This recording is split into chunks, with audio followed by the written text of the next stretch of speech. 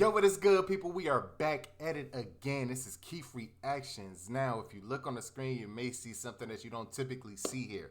For the people who are new to this part of me, I am an anime guy. I've been watching anime for a very, very long time, and one of my favorite animes that I watched a while ago was Fire Force.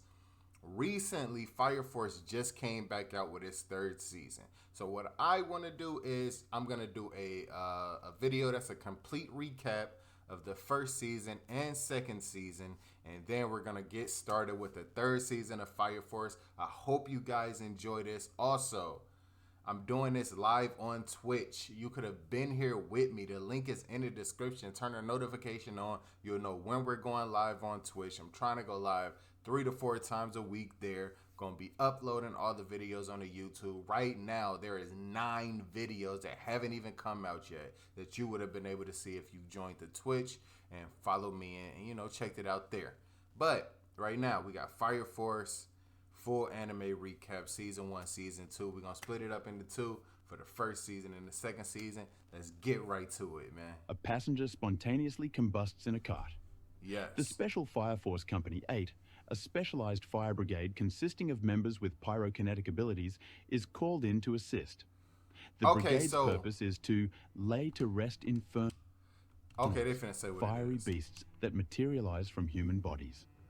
As if in a religious ceremony, the company prays for the soul of the infernal in the train while they fight it, before destroying it with their powers, concluding the prayer. Shinra Kusakabe, aka that's the main Devil's character. Footprints, due to his power to ignite his feet at will, witnesses the incident and saves Iris, one of the firefighters, from falling debris with his speed. He explains to them that he is the new recruit for Company 8. Okay. Shinra is quickly dispatched on his first... I'm gonna be completely honest with you. I don't remember any of this. I maybe watched Fire Force 6 years ago. So this recap is really what I need because I don't remember any of this stuff, bro. Mission to save the wife of a factory owner that has infernalized. In the midst of the emergency, he recalls an incident in his youth in which he was accused of causing the fire that destroyed his home, killing his family, mom, right? Causing him to be feared and neglected, as well as leaving him with the desire to become a hero and save people.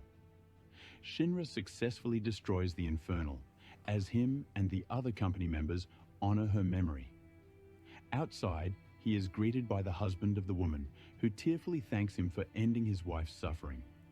Shinra is told about the upcoming Rookie Fire Soldier games and how he and the new recruit, Arthur Boyle... Hey, Arthur is my favorite character, so I don't know if they gonna go in depth on everybody's powers. Basically, Arthur's power, from what I can remember, I'm just trying to, you know what I'm saying? He has to confuse himself, or not confuse himself.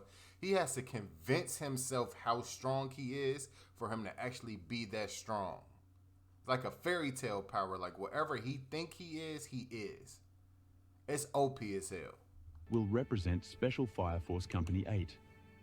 Shinra explains that he knows Arthur from the academy and is heavily annoyed by his tendency of considering himself a king and acting like so. Lieutenant Hinawa orders Maki to test their abilities before the game. She easily defeats with her strength and fire-inhibiting abilities, as they are overconfident as third-generation pyrokinetics. Suddenly, the company receives an emergency call of an infernal in a detached house in the Araya district. When they arrive, Arthur and Shinra both draw their weapons in public against the captain's orders, an act he says can distress people, who see the Fire Force as the saviors of the souls of the people consumed by flames. However, contrary to the previous infernal they fought, this one calmly sits on his table, harmlessly enduring his pain. Captain Obi discovers a family picture in the room, and they all understand the infernal is keeping calm to prevent harming his daughter. As such, Shinra and the company sorrowfully pray for the infernal, as Arthur ends his misery in an instant with his So I don't even remember that happening, but what I do remember is there is nothing that makes an inferno an inferno. It's like it's a random thing that just happens. Like somebody dies and becomes an inferno. From what I remember, like I said, I'm not 100% sure because it's been so long since I saw Fire Force, but I kind of remember that. Plasma sword. Obi, sensing Shinra's guilt, explains that these situations are the daily life of a Fire Force member.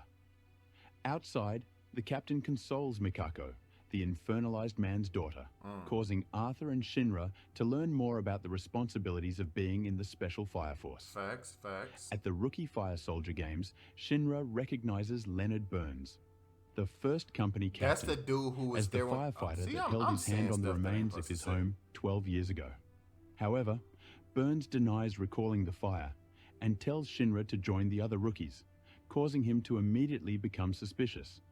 The games involve entering a booby-trapped building and reaching a crewman posing as an infernal. Shinra uses his ability to fly to the top, not one of them. where he encounters a mysterious man who has incapacitated the crewman. While Shinra initially believes it is part of the challenge, the man promises to reveal information about the fire 12 years ago. And his little brother, he fights right? Shinra, releasing ash from a vial, which causes a series of mini-explosions to defeat him. Then reveals that Shinra's younger brother Sho is still alive. Okay, see, I kind of remember it. When Arthur and Tamaki, a member of the first company, arrive, the man calls himself Joker, and he makes a last offer for Shinra to join him and learn the truth about the Fire Force. Later, Shinra asks his captain about the Fire Force, and Obi responds that the Force could not operate without Hajime, a large company that supplies their equipment. Yeah. He explains that the different Fire Force companies operate independently and do not share the information they find, and Company 8 was formed to investigate companies 1 through 7. At Company 8, an analysis of Joker's exploding ashes revealed... Okay, so let me get that straight. So the company that he's in is Company 8. So their job is to make sure that the other companies ain't on some nefarious nonsense. And they're basically like the eternal affairs of the Fire Force. Okay. That they are infernal ashes, made from the remains of dead infernals. Maki sends Shinra and Arthur to rescue a dog in a tree, and they find that it is one of their mascots, Mamoru, who was hurrayed by local youths. He says that since the firefighter Setsuo Miyamoto killed 4 people on a spree, firefighters have gained the citizens' animosity. Later that day, after Miyamoto is found not guilty at his court case, he bursts into flames and becomes an infernal, taking his lawyer as a hostage. He goes on a rampage, and Company 8 is called into action. Shinra and Arthur rush on ahead and arrive at the courthouse first to confront Miyamoto and discover that the infernal is self-aware and scheming, instead of the usual situation of mindlessly running amok. When he escapes, Shinra is sent in pursuit. Meanwhile, Princess Hibana and Company 5 have been observing the event and decide to capture the So what I remember from her, she really focused on getting bread. Like, she all about the bread. Only thing she cared about really is money. That's what I do remember about her. Infernal for their own purposes, as they desire to study his unusual behavior. Company 8 arrives, but this results in a tense standoff over jurisdiction with Company 5. Hibana promises to share the results of their research of the infernal, and Captain Obi reluctantly allows Hibana to leave with him, although he mistrusts their motives. Shinra finds Iris praying in the chapel, and sensing her sorrow, he asks her if she is fine. However, she denies anything is troubling her. During training, Akitaru warns the rookies about the second-generation cases who cannot start fires but can control them, which also makes them formidable opponents, especially as he proposes that Company 8 will be using force to get information about infernals from Princess Hibana and Company 5. Meanwhile, Iris visits Princess Hibana to reduce tensions between the companies. But Hibana plans to use her as bait to attract Company 8.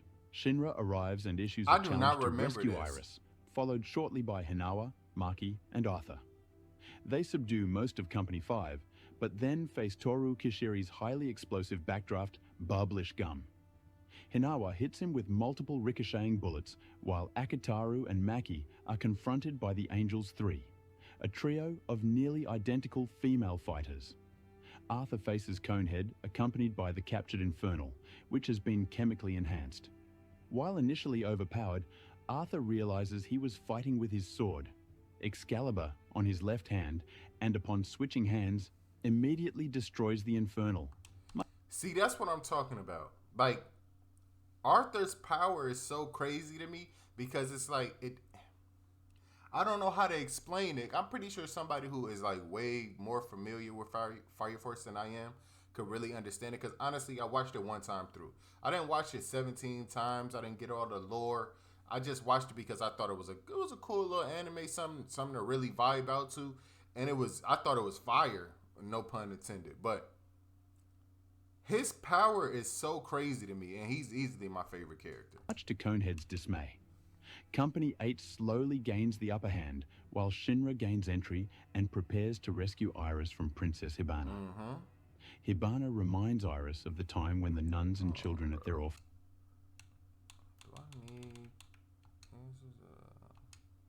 Okay, that's the best quality. She was a sister alongside Iris and used to delight the other nuns with her ability to create fire flowers. After being scolded, she promised Iris to show her the flowers at another time. However, after entering the convent, they witnessed all their fellow nuns get brutally infernalized, causing Hibana to lose her sanity and no longer see beauty in flames. Back in the present, Shinra attacks her, but Hibana uses her heat syncope power to lower his blood pressure, incapacitating him.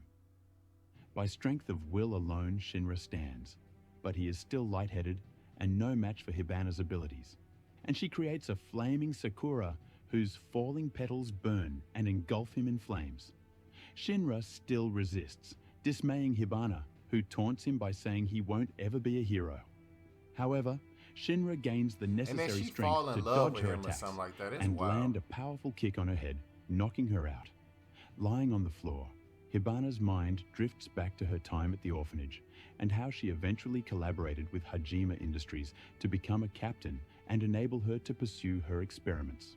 Hibana regains consciousness and Shinra tells her that he can be her hero, immediately causing her to fall for him. She refuses, but says she will no longer oppose him. She also fulfills her promise to Iris to create flowers from flames and creates an array of colorful irises. Captain Leonard Burns of Company 1 gathers his lieutenant priests Huo Yan Li, Hoshimiya Reka, and Flam Karim in the special Fire Grand Cathedral 1. It's really suspecting like that Captain Akitaru is making his move. I can't remember which one. Meanwhile, following the so-called joint exercise with Companies 5 and 8, the company members hold a joint BBQ. Hibana nurtures and feeds Shinra, while she has her fellow company members openly admit their defeat and accept Company 8's supremacy.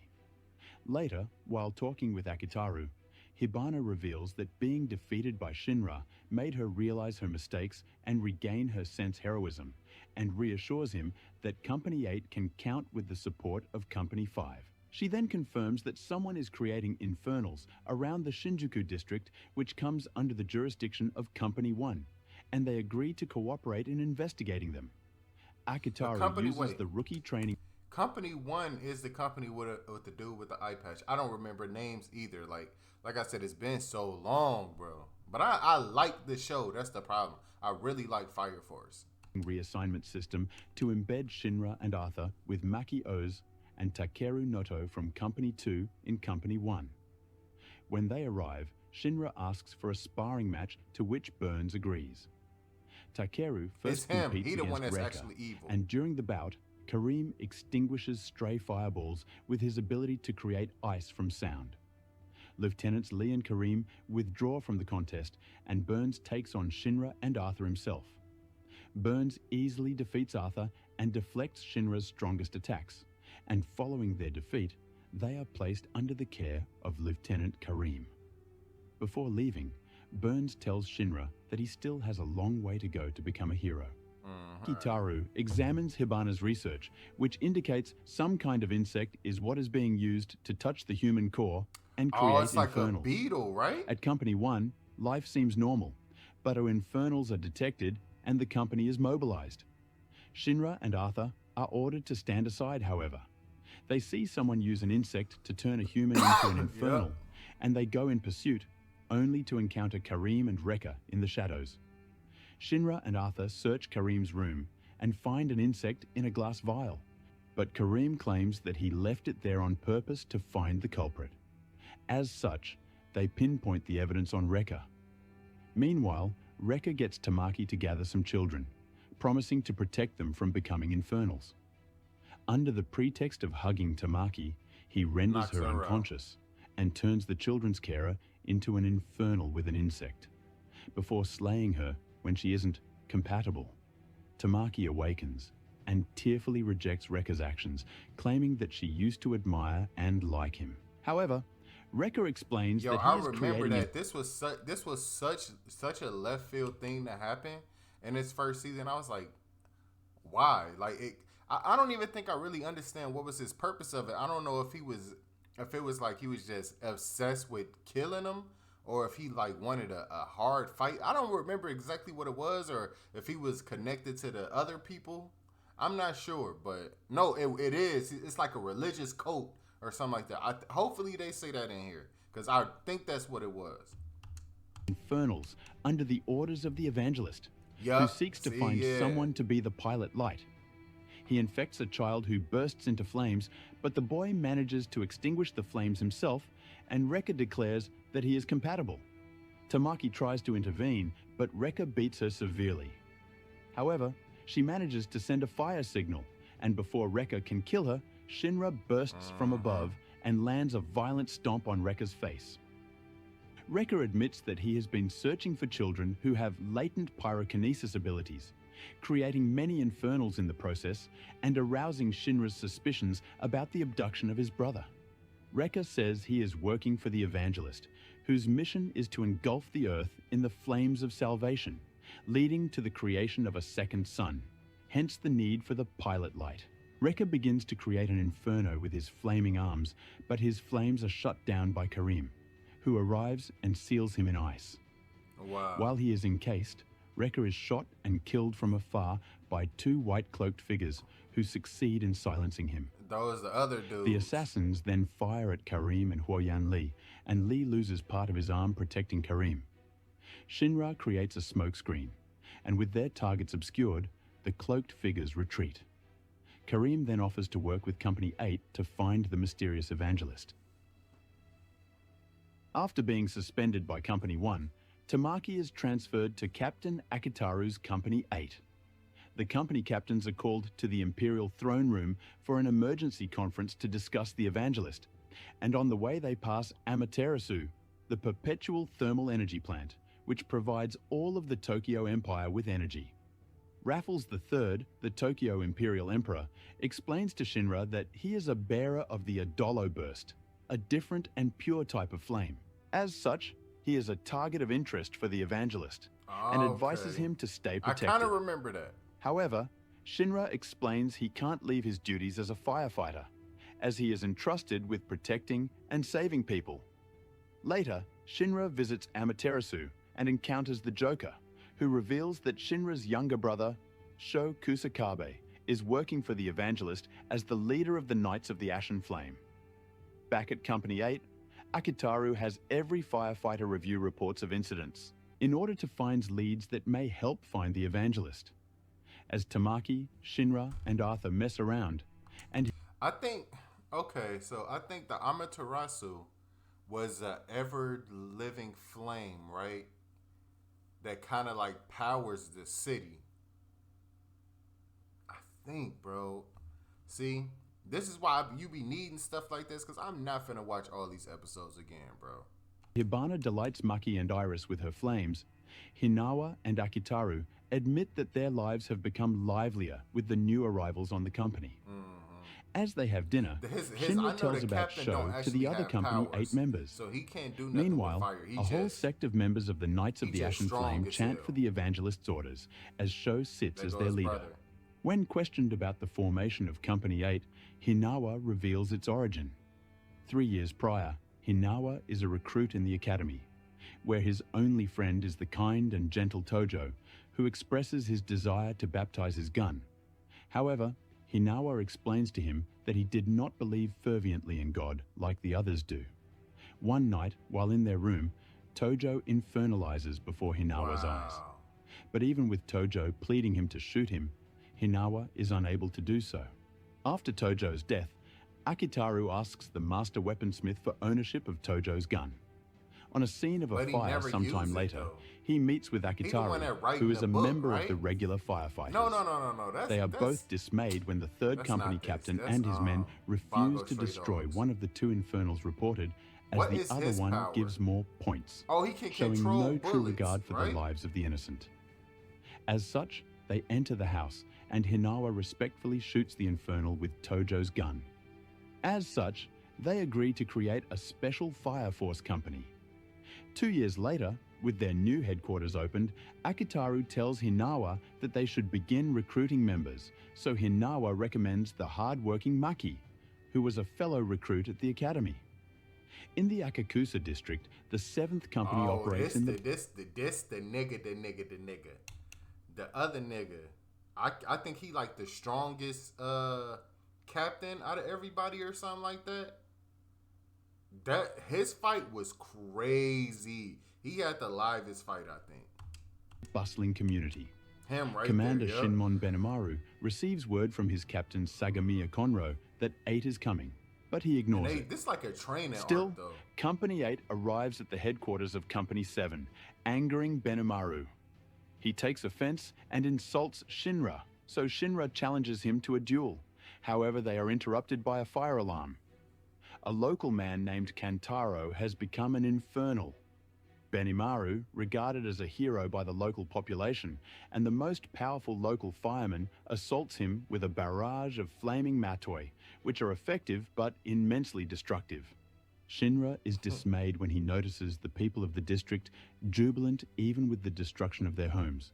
So an old lady tells him that Benimaru is their hero, and they do not care to die if it is by his hands. Benimaru eventually kills Kantaro by thrusting his hand through his body, impressing Shinra. Company 7, under the guidance of Benimaru, lead the reconstruction of the district with the help of the local population. However, Company 8 lends a hand, helping the relationship between companies improve. Seeing his comrades and Company 8 members getting along, Benimaru, who is normally reluctant to trust others, tells Conro that he does not dislike them. However, that night, Benimaru witnesses 2 knights disguised as Akitaru and Hinawa plotting to create more infernals and falls for their plan of turning Benimaru against Company 8. Benimaru furiously confronts the real Akitaru and Hinawa, who deny the accusations and violently attacks them. While Benimaru easily incapacitates Shinra and the other Company 8 members, the powerless Akitaru manages to use his tools to get close and land a hit on Benimaru, stunning him. As Akitaru continues to try to reason with him, Benimaru prepares to unleash his most powerful attack, the Sun Wheel. But Conro risks his life by stopping him, despite his decaying body. On his quarters, Benimaru asks for the testimony from the 8th, so Akitaru and Hinawa explain what they were doing at the time Benimaru saw the imposters. As Conro recovers from his injuries, he tells the 8th the story of his condition. He suffers from tephrosis, a condition that will incinerate his body if he uses his powers, after he exceeded the limit of his pyrokinesis when he saved Benimaru from a powerful infernal in the past. Conro concludes his story. Yeah, see, bro, they, the seven, whatever they call, like the 7 station or whatever the fuck they call, they are the coldest group to me. Cause the 2 little girls, they super strong too. They oh my god, they kind of like his training students. Like they helped them. They trained them. It's hard to explain, bro. Cause I wish I would have. I should have just watched it again. And tells that after destroying the powerful infernal, Soichiro Haig, captain of Company 4, offered Conro and Benimaru the opportunity to form their own company, Number 7.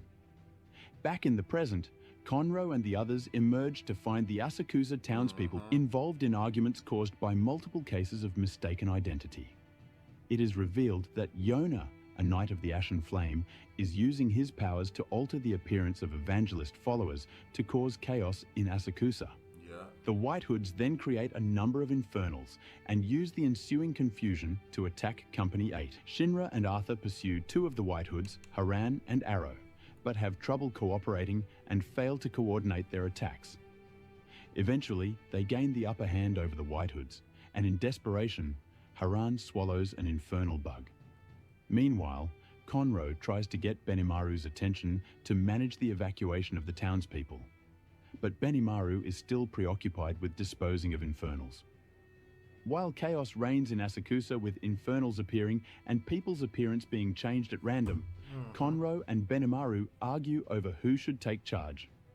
Benimaru eventually defers and gains everyone's attention. He explains what's happening, then goes after the infernals while Conroe and Company 7 attend to the fires.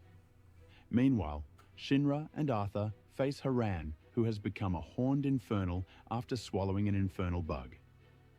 However, Benimaru intervenes and attacks Haran with his ignition ability. Benimaru launches Haran into the air with his Matoi to spare the town, but Arrow fires a flaming arrow towards them. Shinra uses all of his speed to intercept and deflect the arrow, allowing Benimaru to take the opportunity to use his Crimson Moon ability to create a massive explosion which destroys Haran. Shinra catches Benimaru as he falls from the sky, completely spent from the confrontation.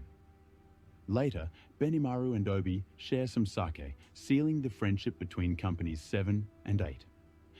Knights of the Ashen Flame, Yona and Arrow, report Shinra's Adola burst to their commander, Sho Kusakabe, Shinra's brother. Meanwhile, forensic scientist Victor Licht is assigned to Company 8, and Shinra is selected to take Arthur and Iris to recruit the crackerjack engineer, Vulcan. He has an intense dislike for Hajime and the Fireforce, but at his junkyard workshop, they meet Vulcan's apprentice, Yu, who agrees to take them inside. Vulcan explains his dream of recreating animal life on the planet. While there, Captain Dr. Giovanni from Company 3 arrives to ask Vulcan to join him, but he refuses even though Giovanni has stopped supplies getting through to Vulcan's workshop.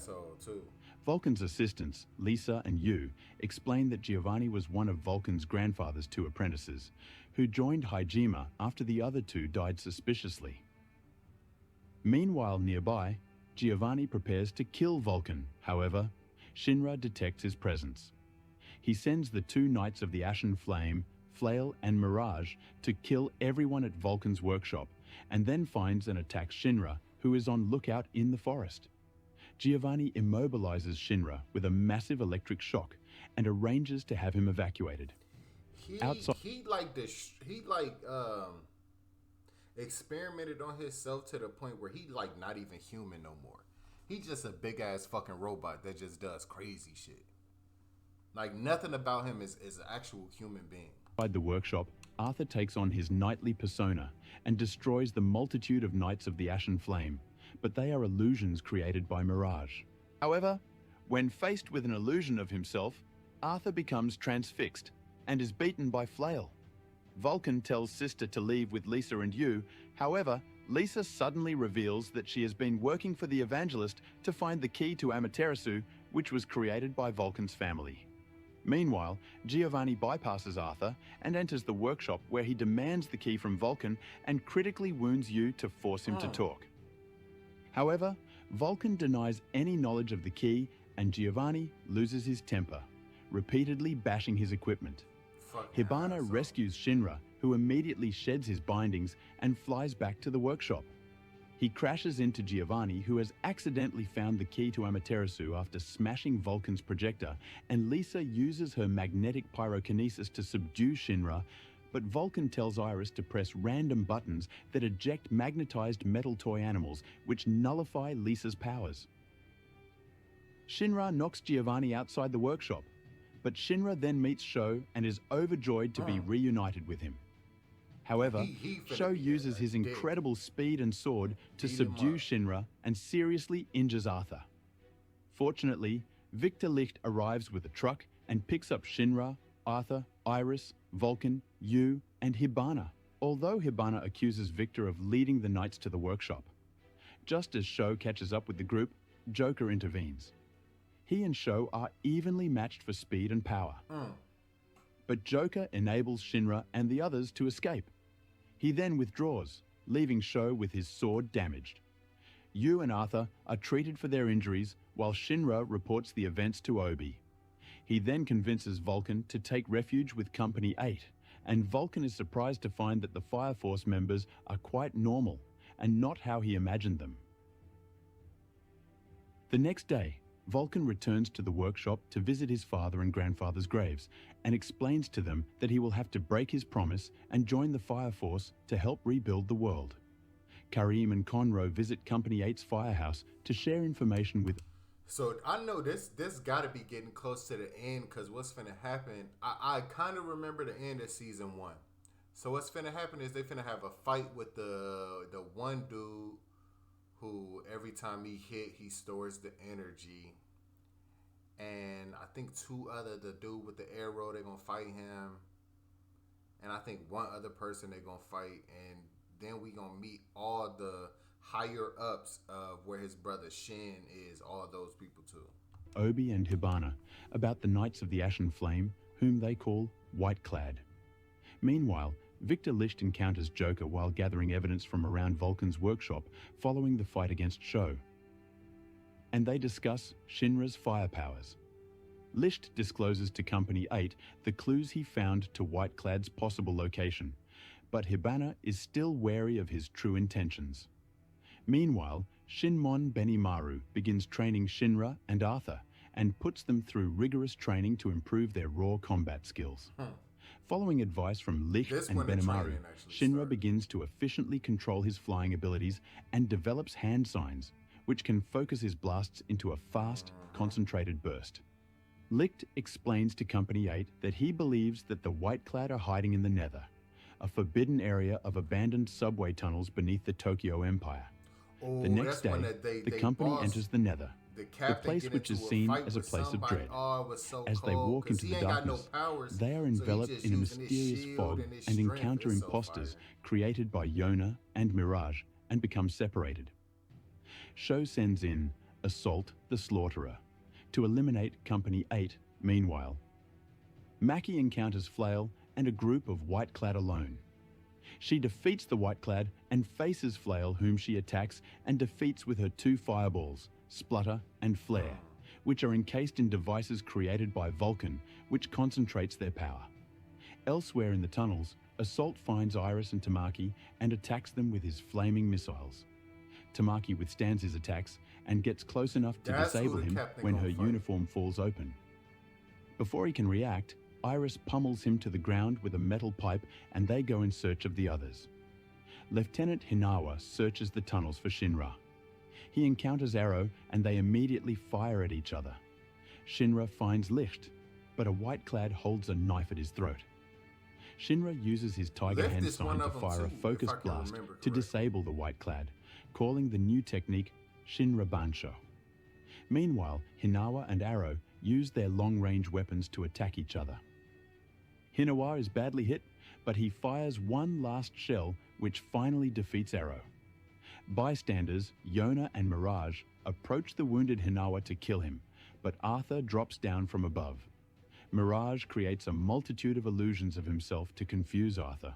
However, he uses his new training to detect the real Mirage, ignoring attack from the duplicates. He kills Mirage, who is hiding in the darkness, and Yona flees for his life. Elsewhere in the tunnels, Maki finds Iris and Tamaki, while Giovanni and Lisa find Vulcan and Obi. Lisa reveals that she is a knight.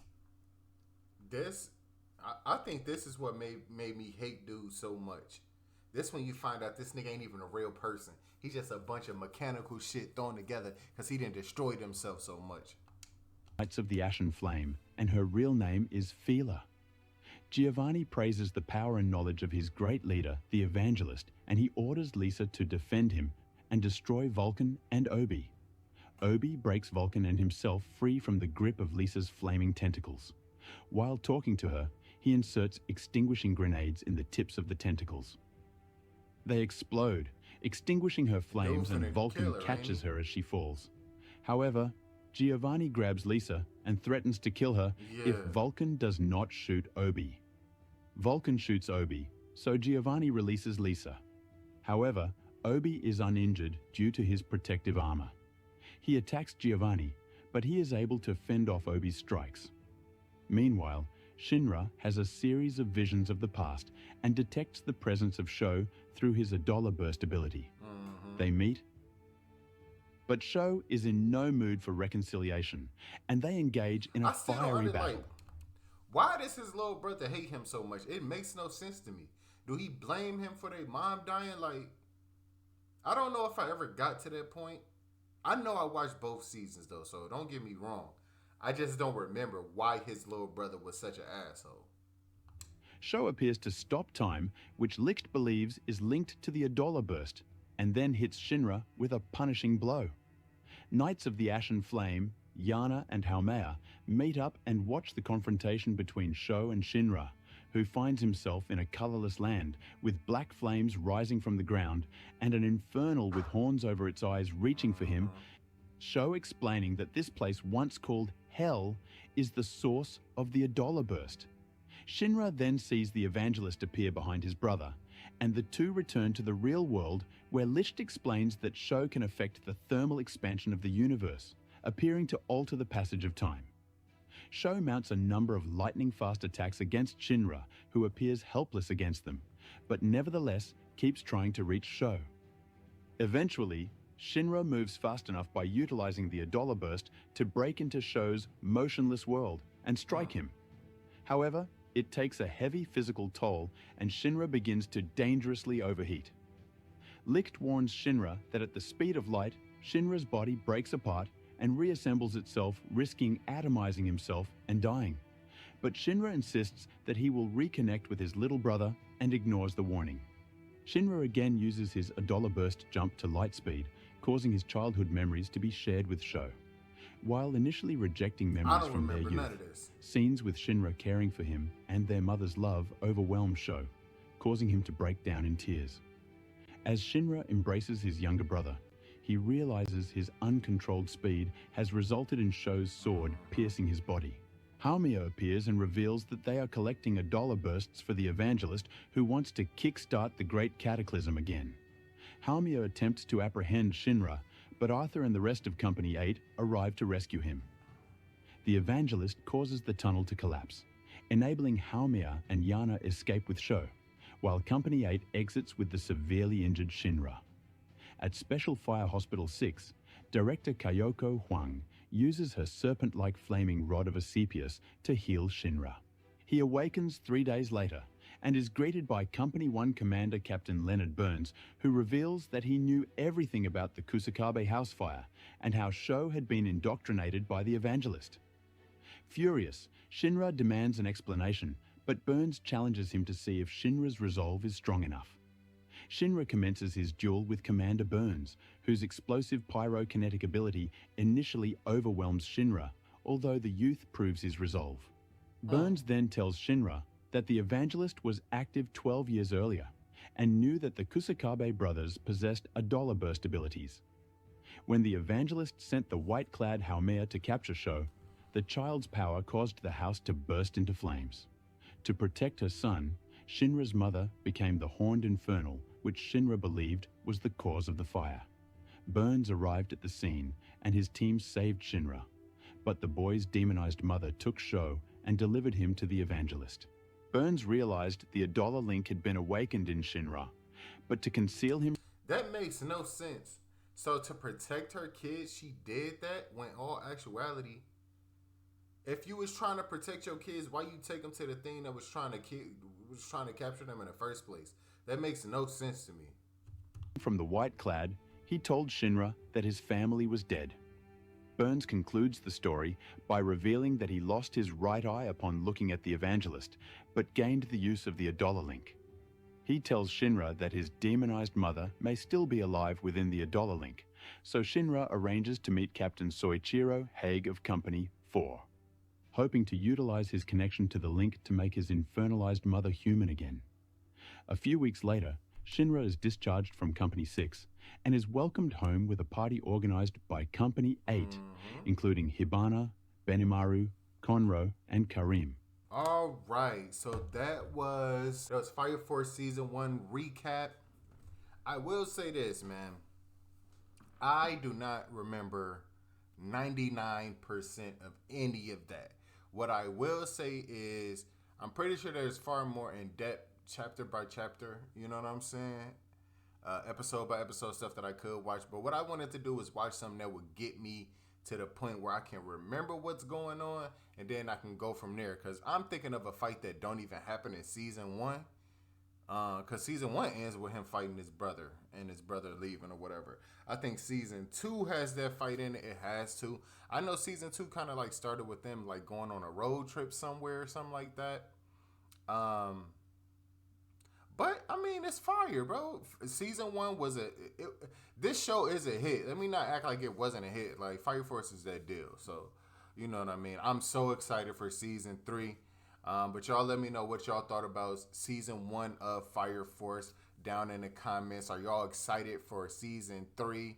And we're going to get to season 2 after this. We're going to split it up into 2 videos, though. So make sure you like, comment, subscribe, turn notification bell on, share the video if you like. And you could have been here with us watching this video together on Twitch. The link to the Twitch is in the description. We out. Peace.